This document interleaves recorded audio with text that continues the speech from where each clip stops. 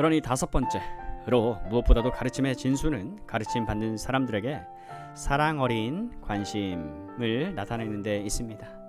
이 접근 방식은 여러분의 모든 논증보다도 무한히 더 많은 것을 이루어 줄 것입니다.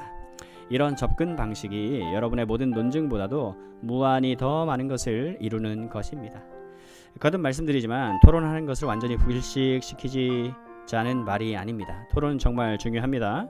그러나 만일 사랑 어린 관심의 정신 속에서 토론이 진행되지 않으면 소용없습니다. 사람들이 자신들을 돕는 일에 진정으로 여러분이 관심을 가지고 있다는 인상을 받도록 하십시오. 그들을 무시하거나 멸시하려 하지 않는다는 인상을 보여주십시오. 자신들에 대한 사랑 어린 관심을 가지고 있다고 느끼기만 하면 그 순간 그들은 청종할 것입니다. 그런 다음 여러분은 그들을 도울 수 있을 것이고 이 중립적인 모든 문제에 관해서 공통적인 견해에 함께 도달할 수 있을 것입니다. 이 중립적인 모든 문제 내지 주변적인 문제들. 그러니 제가 본 그대로입니다. 사도는 여기서 교회의 영역에서 행동하는 문제만을 다루고 있습니다. 교회 안의 모든 사람들이 같은 지체로서 다 하나님께 영접함을 받은 사람들이죠. 그러니 우리는 같은 방식으로 서로를 받아야 하며 서로를 도와야 합니다.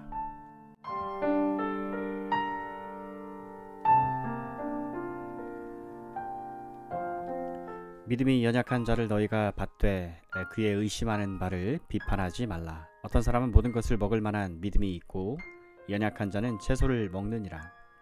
먹는 자는 먹지 않는 자를 없인 여기지 말고 먹지 못하는 자는 먹는 자를 판단하지 말라. 이는 하나님이 저를 받으셨음이니라. 남의 하인을 판단하는 너는 누구뇨? 그 섰는 것이나 넘어지는 것이 제 주인에게 있음에 저가 세움을 받으리니 이는 저를 세우시는 권능이 주께 있음이라. 로마서 14장 1절 이하 4절 말씀. 연약한 자들을 환영할 우리의 의무. 마틴 로이드 존스 목사님이 전합니다. 우리 이제 이런 새로운 대목을 숙고해 보도록 합시다. 사도는 13장에서 위에 있는 권세들과 우리의 보다 보편적인 관계에 대해 다루었습니다. 그런 뒤에 그리스도인의 삶을 위한 두 장대한 동기들을 제시했습니다. 그리고 나서 이제 교회의 영역에서 야기되는 또 다른 난제에 이르게 되었습니다. 저는 이 점을 지적해 드린 바 있습니다. 우리가 알다시피 그 난제는 주변의 문제가 되는 논점들에 대한 것입니다. Matters of indifference. 저는 다시 한번 주변의 문제라는 말이 무슨 뜻인지에 대해 우리 마음속에서 명확히 해야 한다고 생각을 합니다. 이건 정말 진수가 되는 일이라는 걸 거듭 강조합니다. 사도는 여기서 그리스도인 신자, 교회 지체로서 우리가 신약 성경에서 분명히 금지하지 않는 것들에 대해 어떤 태도를 가져야 하느냐 하는 문제를 다루고 있습니다. 다른 것 때문에 우리는 그 문제들을 주변적인 문제들이라고 부르는 것입니다. 주변적인.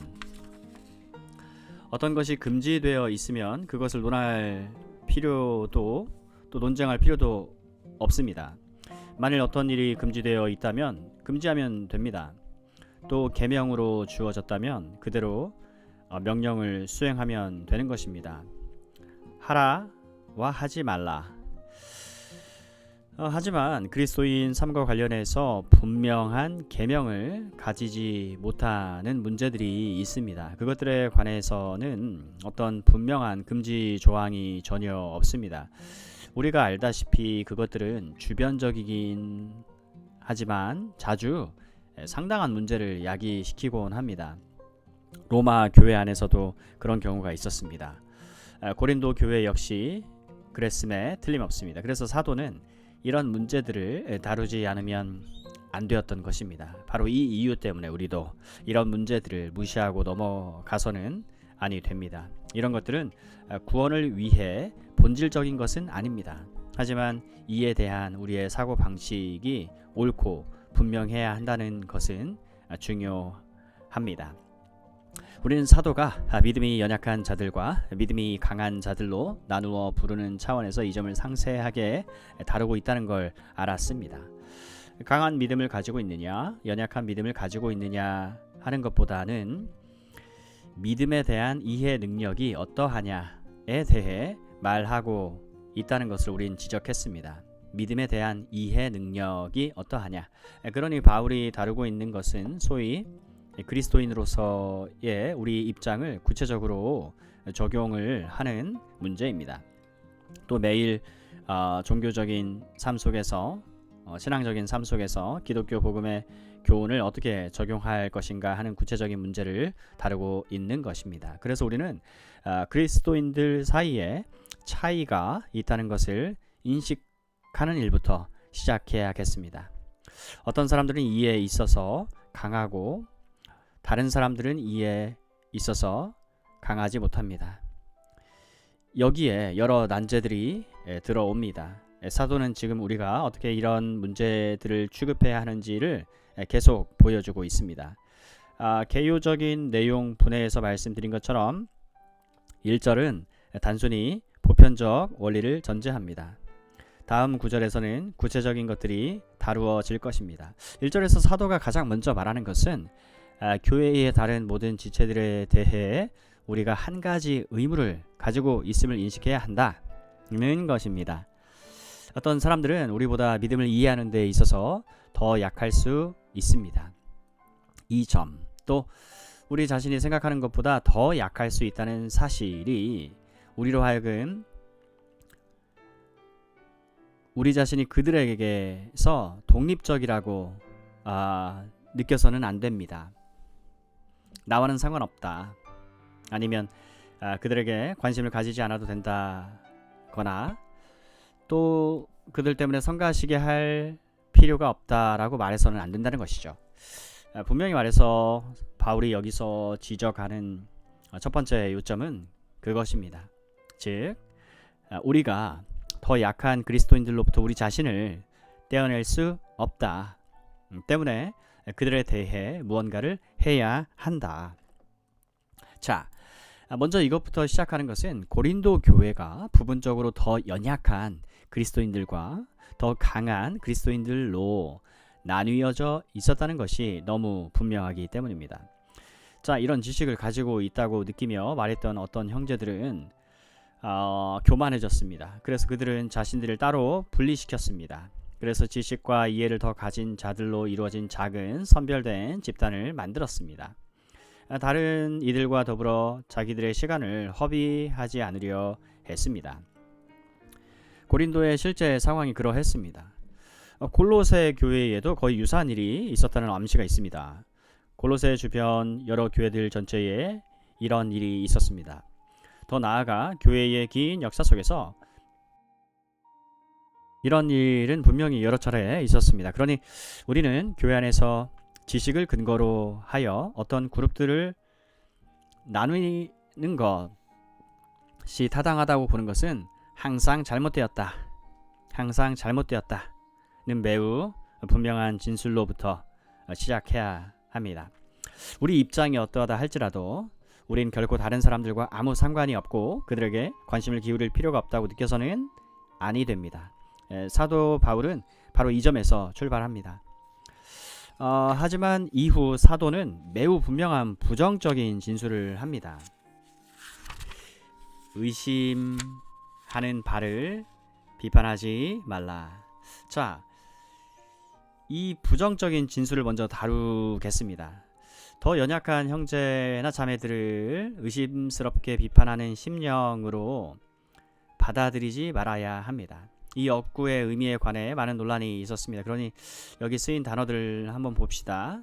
비판, 킹 제임스 버전에서는 쟁론, disputation으로 번역하고 있습니다. 이 비판으로 번역된 단어의 의미는 어떤 주어진 문제에 관해 일부러 생각을 기울이는 것, 다른 말로 해서 이 용어는 하나의 내향적 논증이나 의문을 가진 과정을 표현하는 용어입니다. 우리 모두 자신과 따지는 일을 하지 않습니다. 바울은 예를 들어 아그리빠와 베스도 앞에서 연설하면서 범사를 행하여야 될 줄 스스로 생각하고 라고 말합니다. 사도행전 26장 9절.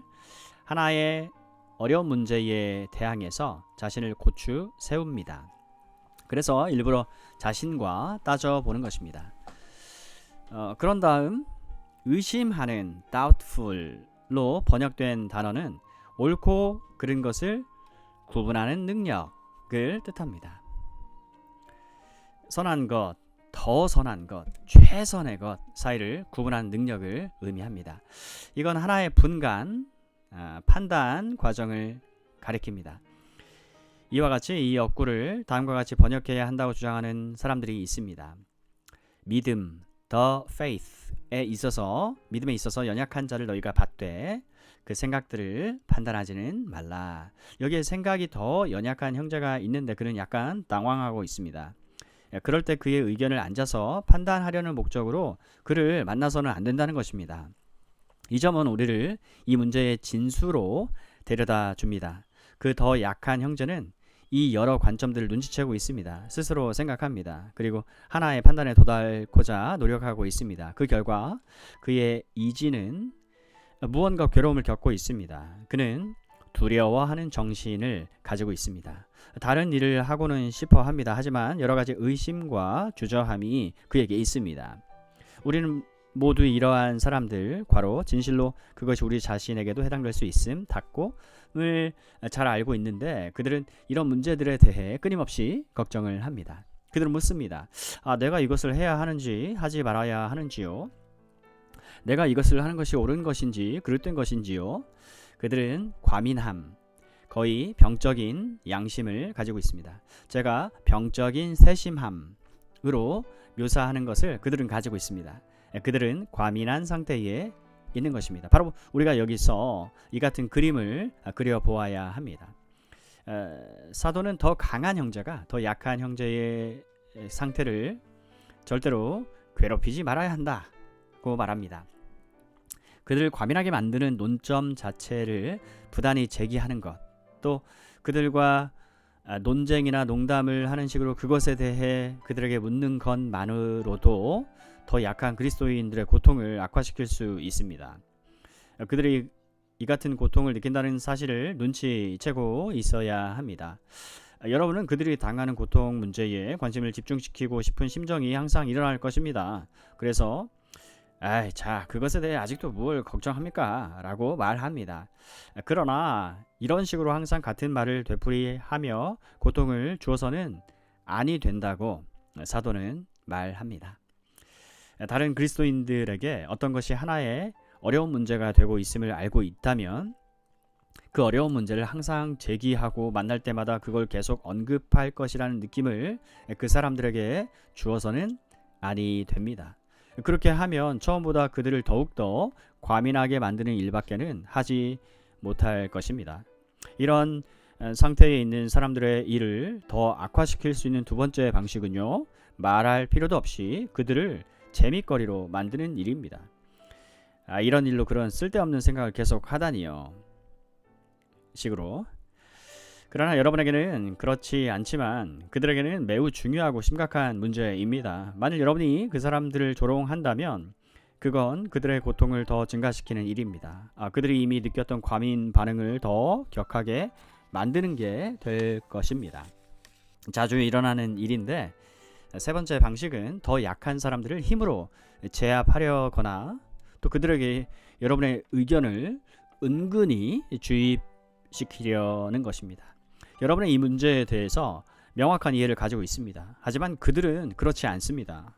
여러분은 자유를 느끼지만 그들은 매여 있습니다. 그들로 하여금 자신들이 얼마나 그릇되어 있는가를 알도록 하고자 안간 힘을 다하는 일이 시험이 거리가 되는 것입니다. 그러나 바울은 이런 일을 해서는 안 된다고 말합니다. 그들의 난제를 죽여주기는커녕 더 증가시키는 쪽으로 그들을 다루지 말아야 합니다. 만일 그들에게 압박을 가려 애쓰며 자기 자신의 명료한 이해를 은근히 주입시키려 애를 쓰면 선보다는 오히려 해를 더 많이 끼치게 될 것입니다. 우리가 이 점에 대해서 명료하고 이 해석이 오해받지 않도록 지키는 것은 중요한 일입니다. 제가 지금까지 말씀드린 것을 듣고 이런 문제들은 절대로 논의해서는 안 된다는 식으로 결론 내리지 말아야 합니다. 어떤 문제가 어떤 사람들에게는 어려우니 그 문제를 언급조차 하지 말아야 한다거나 다루지도 말아야 한다는 식으로 바울은 말하고 있지 않습니다. 분명히 그것을 뜻할 리 없습니다. 왜냐하면 이러한 논점들을 논의하지 않으면 이 사람들을 결코 도울 수 없기 때문입니다. 이들은 도움을 필요로 하는 사람들입니다. 바울 자신이 다른 곳에서 이런 문제에 대해 가르치고 있습니다. 그러니 그것은 전적인 논의의 대상은 아닙니다. 사도가 관심 있어 하는 것은 우리가 도움을 주려고 애를 쓰는 방식입니다. 방식. 자, 아무것도 말하지 않는 것이 상책이라는 식의 태도를 받아들이는 사람들이 있습니다. 로마서 14장에 제기된 문제들뿐 아니라 다른 논점들에 대해서도 이 같은 태도를 견지합니다. 예를 들어 예언적 해석이나 교회의 교리, 세례의 교리 등에 대해서도 그런 태도를 견지합니다. 저는 전에 현 시점의 많은 복음주의 운동들과 교회들의 약점들 중 하나가 아마 이것이라고 지적한 바가 있습니다. 어떤 주제가 어느 사람이든지 넘어지게 할 것이라는 느낌을 가지면 절대로 그 주제를 제기하지 않습니다. 바로 그 이유 때문에 20세기 기간 동안 초교파 운동들 가운데서 교회란 무엇인가? 교회라는 전체 교리를 숙고하지 못한 것입니다. 이건 전적으로 그릇된 태도입니다. 사도가 말하고 있는 것은 그게 아닙니다. 제가 다시 한번 말씀드리지만 사도의 관점은 전적으로 이러한 주제를 제기하는 방식에 관한 것입니다. 부정문으로 표현된 소극적 권도가 바로 그겁니다. 그러면 적극적으로 우리는 무엇을 해야 합니까? 사도가 제시하는 대답은 그를 받으라는 것입니다. 더 약한 그리스도인들을 내쫓거나 냉담한 자세로 그들을 대하지 않아야 합니다. 그뿐 아니라 적극적으로 그들을 받아야 한다는 것입니다. 사도가 사용하는 단어는 어떻게 그들을 영접해야 하는지를 시사해 줍니다. 그 단어는 정중한 환영의 전체 개념을 전달하는 것입니다. 정중한 환영 개념. 그들을 못마땅하게 대하지 말아야 합니다. 물론 나는 이 사람을 참아내야 한다. 그러나 그건 불쾌한 일이다. 그것이 나를 선뜻 다가서지 못하게 한다. 그건 나를 괴롭히는 일이다. 라고 말하는 방식이어서는 안 된다는 것입니다. 정반대의 태도를 보여야 합니다. 약한 그리스도인들을 따뜻하게 영접하고 그들에 대해 깊은 관심을 가지고 있음을 보여주어야 합니다. 사도가 이것을 표현하는 방식을 주목해 보십시오. 그는 이것을 더 분명하게 만드는 수준까지 끌어올리고 있습니다. 3절에서 먹는 자는 먹지 않는 자를 업신 여기지 말라. 먹지 못하는 자는 먹는 자를 판단하지 말라. 어째서 그러합니까? 이는 하나님이 저를 받으셨음이라. 하나님께서 저를 받으셨습니다. 1절에서 사용된 바로 그 단어입니다. 우리는 이 더 약한 형제를 받되 하나님께서 이미 그를 받으신 것과 똑같은 방식으로 받아야 합니다. 우리가 하나님께 영접함을 받은 것과 같은 방식으로 받아야 합니다. 바울은 이 점에 얼마나 관심을 기울이는지 이것을 15장 7절에서도 거듭 되풀이합니다. 이러므로 그리스도께서 우리를 받아 하나님께 영광을 돌리심과 같이 너희도 서로 받으라. 이것이 바로 이 같은 중립적 문제들에 관하여 우리와 의견을 같이 하지 않는 형제 자매를 바라보고 영접하는 방식입니다. 우리는 그들을 받되 주님께서 그들과 우리 모두에게 함께 보여주신 사랑과 기꺼움과 정중함으로 받아야 합니다. 사도 바울은 이 전체 문제를 이런 놀라운 차원으로 즉시 들어 올리고 있습니다. 여기에 사도의 보편적인 원칙이 있습니다. 1절은 로마서 14장 나머지 부분에서 논증하는 전체를 지배하는 원리가 됩니다. 아니 15장 조두에서 사도가 요약하는 것을 1절이 함축적으로 표현하고 있습니다.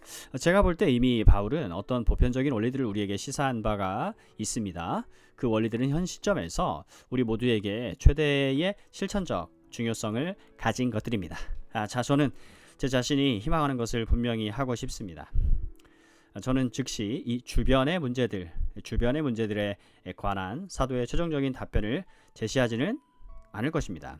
제가 그렇게 하지 않는 것은 14장 마지막까지 사도 자신이 그렇게 하지 않기 때문입니다. 그는 자기의 길을 줄곧 진행해 나갑니다. 저도 똑같은 일을 해야겠습니다. 하지만 우리가 그 답변에 이르기 전에 이미 1절에 사도는 우리에게 어떤 원리들을 보여주었다고 저는 말씀드립니다. 제가 생각할 때 여러분도 제 의견에 찬동하리라고 봅니다. 하지만 그 원리들은 교회의 영역 안에서 서로를 향하여 행실을 나타내는 우리에게 최대의 가능한 중요성을 지니고 있는 것들입니다. 1차적으로 저는 우리가 교회의 영역 안에서 이 문제를 다루고 있음을 강조하고 싶습니다. 제가 이 점을 말씀드리는 것은 물론 우리가 교회 안에 개입되어 있을 뿐 아니라 더 나아가 아마도 우리 모두 어떤 초교파적인 조직들, 예를 들어 선교회, 기독교 연맹, 사업체나 어떤 전문 직종 내지 학생들 가운데서의 운동 등에서 동적인 역할을 감당하고 있으리라는 걸 알고 있기 때문입니다. 저는 그러한 사회들 속에서 무엇이 이루어질 수 있는지에 대해서는 지금 조금도 관심을 두지 않습니다. 저는 다만 교회 내에서의 우리의 행동이라는 차원에서 사도가 여기서 말하는 바를 다루고 있을 뿐입니다. 그래서 제가 보는 대로 원리들을 여기서 말씀드립니다. 첫째, 이 주변적인 문제들은 중추적인 것이 아닙니다. 주변적인 문제들, 우리가 그리스도인인지 아닌지를 결정하는 문제도 아닙니다. 이것이 중요한 것은 이것들을 우리의 구원의 본질적인 것으로 만들고 싶어하는 어떤 사람들이 있기 때문입니다. 이런 주변적인 문제들에 관해서 우리가 무엇을 하느냐를 가지고 우리가 그리스도인인지 아닌지를 판단하려는 자들이 있습니다. 예를 들어 흡연자는 그리스도인일 수 없다고 서슴없이 말하고 싶은 그리스도인들을 저는 많이 알고 있습니다. 그러나 사도는 분명히 그것은 그렇지 않다고 이미 우리에게 말하고 있습니다. 그들 관점이 무엇이든지 간에 우리는 다른 그리스도인들을 받아야 합니다. 기억하십시오. 바울은 연약한 자들뿐만 아니라 강한 자들도 다루고 있습니다. 연약한 자들에 대한 강한 자들의 태도뿐만 아니라 그와 동일하게 강한 자들에 대한 약한 자들의 태도도 다루고 있습니다. 이 권도는 둘 다에게 해당됩니다. 약한 자들이나 강한 자들에게 어떤 다른 것이 해당된다 할지라도 이 문제들은 중추적인 것이 아닙니다. 그리스도인인지 아닌지를 이런 것들이 결정하지는 않습니다. 그래서 주변적인 문제들. 둘째, 그러므로 이 주변의 문제들이 교회 지체로 받아들이는 근거가 될 수는 없습니다. 제가 이걸 말해야 하는 이유는 어떤 사람이 이런 문제들에 대해서 지니고 있는 견해를 교회 지체로 받아들이느냐 아니냐의 조건으로 삼는 교단들이 분명히 있어서 그럽니다. 하지만 사도는 1절에서 이 같은 자세는 분명히 잘못되었다고 말합니다. 이러한 논점들에 대해 어떠한 관점을 가지고 있든지 하나님의 교회 안에서 서로 자녀로 받고 서로 존중하라. 바로 이것입니다. 그러면서 셋째 요점은 우리가 아무리 잘한다 할지라도 여전히 불완전하다는 걸 항상 기억하고 있어야 한다 입니다. 우리는 어떤 국면에 있어 다 그릇됩니다. 우리 각자가 다 그러합니다. 다른 사람들에게서 보는 어떤 것들을 정죄하려고 항상 벼르는 사람들을 보는 것은 정말 이상한 일입니다. 여전히 그들도 다른 이들이 정죄할 만한 요소들을 지니고 있으면서도 그것을 까마득하게 모르면서 그렇게 하고 있으니 말입니다. 넷째, 기독교 신앙을 아는 우리의 지식은 절대 완전하지 못합니다. 제가 이렇게 표현하고 싶은 까닭은 강한 형제들은 언제나 자신은 모든 지식을 다 섭렵했기 때문에 더 이상 배울 것이 없다. 식으로 생각하는 위험에 빠지기 때문입니다. 하지만 기독교 신앙이란 우리가 결코 완전하게 이해하기는 어렵다는 것을 항상 기억해야 합니다. 이 점은 매우 중요합니다. 사도는 에베소서에서 승천하신 그리스도에 관해서 말합니다. 괄호 우리가 지금 논하고 있는 것과 아주 연관성 있는 대목임 닫고 그러므로 이르기를 그가 위로 올라가실 때에 사로잡힌 자를 사로잡고 사람들에게 선물을 주셨다 하였도다. 그가 혹은 사도로 혹은 선지자로 혹은 복음 전하는 자로 혹은 목사와 교사로 주셨으니 이는 성도를 온전케 하며 봉사의 일을 하게 하며 그리스도의 몸을 세우려 하심이라. 우리가 다 하나님의 아들을 믿는 것과 아는 일에 하나가 되어 온전한 사람을 이루어 그리스도의 장성한 분량이 충만한 데까지 이르리니. 에베소서 4장 8절과 11절 이하 13절. 여러분은 이 말이 무슨 뜻인지 아시겠습니까? 우리는 아직 이 믿는 일에 하나 되는 것에 이르지 못하였습니다. 구원받을 만한 믿음을 아는 지식에 우리 모두 이미 다 이르렀다면 이 문제를 다루지 않습니다. 때문에 우리는 로마서 14장 1절에서 그 믿음, the faith에 대한 개념을 고수해야 합니다. 로마서 14장 1절에서 다루는 믿음은 구원받을 만하거나 의롭다 하심을 얻을 만한 믿음을 뜻하는 것이 아니라 상세한 국면에 구원의 전체 진리를 적용시키는 믿음의 작업을 의미합니다.